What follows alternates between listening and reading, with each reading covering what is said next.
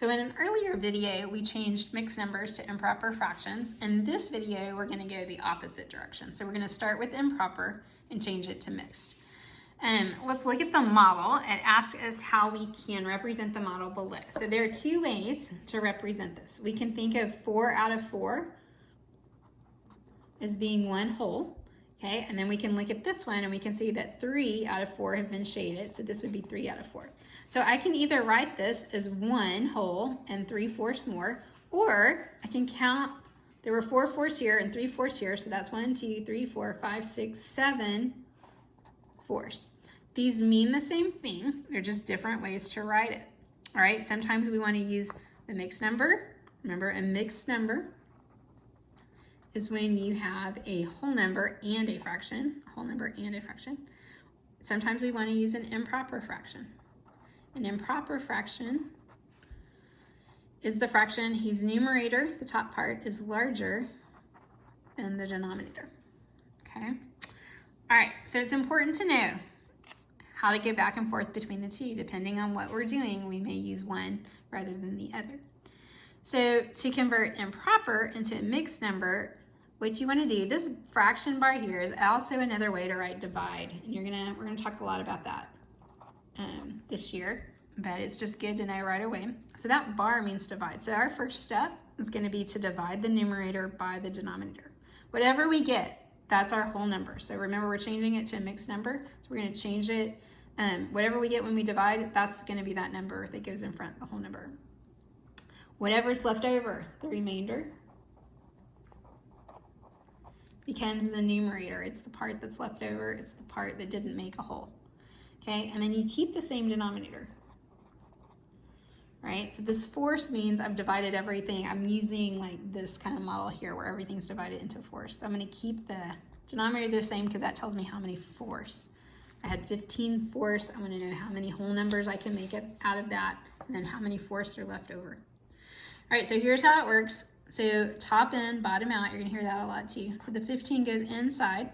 How many times does 4 go into 15? Well, not exactly, right? Can't get exact, but 4 times 3 is pretty close, it's 12. All right, so 3 is my whole number, so this is the number in front of the fraction. 3 times 4 is 12. When I subtract, I get 3. This is the remainder, and what is the remainder? It's the numerator, so it's the part that goes up here. And then I keep the same denominator. So what am I changing? What am I working with here? I'm working in fourths. So 3 and 3/4. So if I drew a picture of a bunch of these circles and divide them into 4, 15 fourths, okay, would fill up 3 of them, and then it'd have 3 left over. Okay, three more in the next one. Okay, so 1 would not be. And let's look at 25/6. So just follow the steps. You're gonna divide 6. How many 6? Okay, can I make out of 25? Well, what's the closest you can get to 25? 6 times 4 is 24. I have a remainder of 1. So what does that tell me?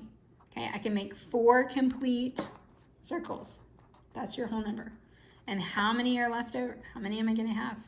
I'm going to have 1 little piece left. What kind of piece is it? It's a 1/6, right? So I keep it like this, 4 and 1/6. Same thing here, divide 7 into 12. How many 7s can I get out of 12? I can do 1 7. And how many will I have left? 5.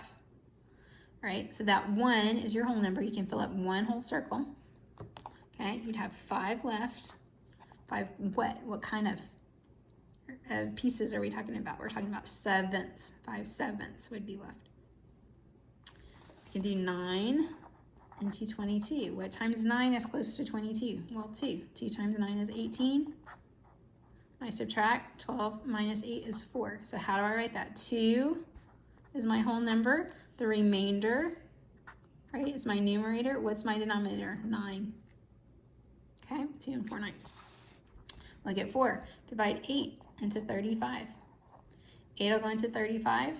How many times? 4. Gets me close, 32. When I subtract, I get 3. That's my remainder. All right, so another way to think, we did kind of around the world when we did this before. You can kind of do an around the world here. You can start with a 4 and go this way. So the 4 is the whole number. The 3 is your top number, and then 8, okay? This number is always going to be the same as your denominator, 4 and 3/8. All right, if I divide 5 into 9, and 5 will go into 9 one time. 1 times 5 is 5. When I subtract, I get 4. We do this way. Start with the 1. That's your whole number. That's how many complete circles would be full. There would be 4 left. Or of what kind? 4/5. Right? 22 and 11. Divide 11 into 22. All right, well, 2 times 11 is 22, and there's no remainder. So what does that tell me? That this would make 2 complete, whatever, circles, boxes. It means I could fill in 2 whole things. So the whole number is 2. Is there a fraction? No, there doesn't need to be because there's no remainder. If 0 is your remainder, then you don't need the fraction part. You just need this part. Now, could you write it as 0 over 11?